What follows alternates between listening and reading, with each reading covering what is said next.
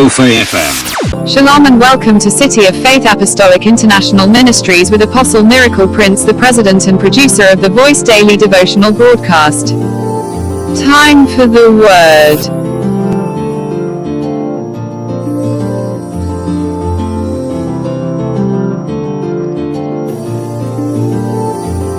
Kofei FM. Hallelujah. Thank you, Jesus. Thank you, Holy Spirit. Hallelujah. Muzuvara nasi ndichadzidzisa shoko raMwari nemusoro weshoko unoti tinoruramiswa nokutenda. Hallelujah. Shoko redu ranhasi tichariverenga kubva mubhuku yavaroma chapter 3 kubva paverse 28 kusvika paverse 30. Naizvozvo tinoti munhu unoruramiswa nokutenda kunze pamabasa omurayiro. Ko Mwari ndiye wavaJudha voga here? Haazi wavaHedheniwo here? Hongu, wavaHedheniwo. Haleluya. Mwari vakatuma Jesu mwanakomana wavo kuti auye pano panyika azofira iwewe neni.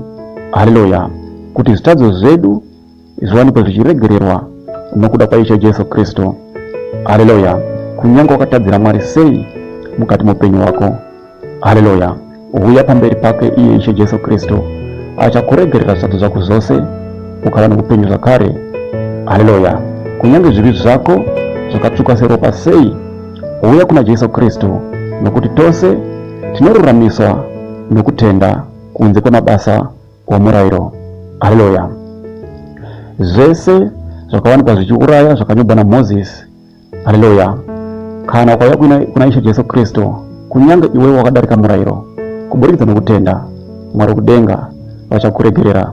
Kuburikidza nokutenda Mwari kudenga vachakudzikinura. Kana ukauya pamberi paMwari uchirevesa uchida kuti iwe Ishe Jesu Kristu vakuregerere zvitadzo zvako, uya pamberi pavo uine kutenda uchiziva kuti iwe woga Jesu Kristu ndo vakagona kuregerera zvitadzo zvako, ndo vega vangagona kukudzikinura mukati muupenyu wako.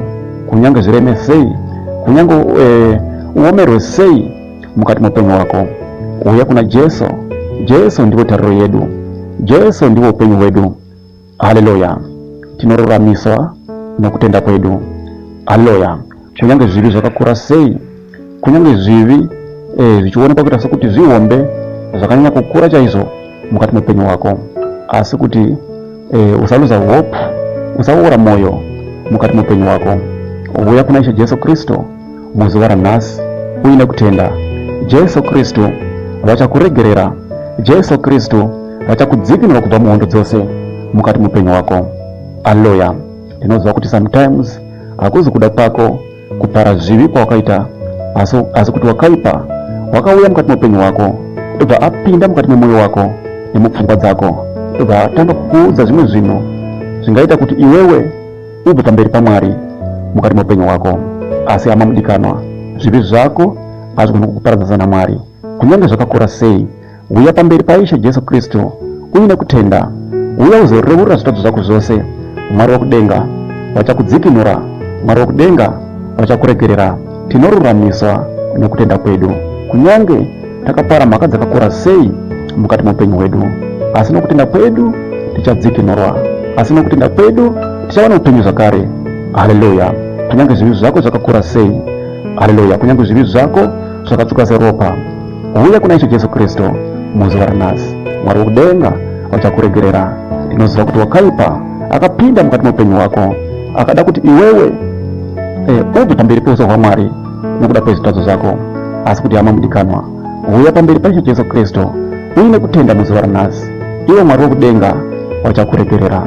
Haleluya. Ngatinamate panguva dzino. Baba, ndinokutendai ava vana venyu ndavaisa pamberi peuso hwenyu Baba nokutenda panguva dzino. Jehovha, varegererei Baba, vadzikinurei kubva muhondo dzose, kubva muzvivi zvose Baba zvavakapara mukati muupenyu wavo. Baba, vauya pamberi peuso hwenyu panguva ino.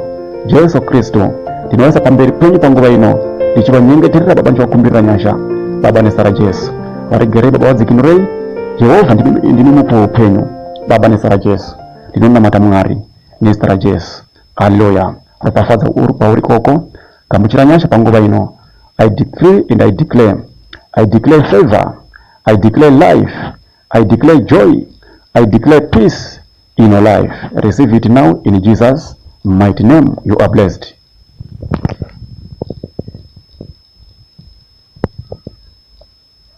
Kofi FM radio internet station. Playing more music at the weekend. You're listening to only the best internet radio station. Kofi FM. Thank you for listening to today's daily devotional broadcast audio. We encourage you to share this audio with friends and contacts. Also, don't forget to let people know about Apostle Miracle Prince. You can download our daily devotional broadcast audio on YouTube, or you can contact us by this number +27619164897. Shalom. Let's touch lives together. To God be the glory.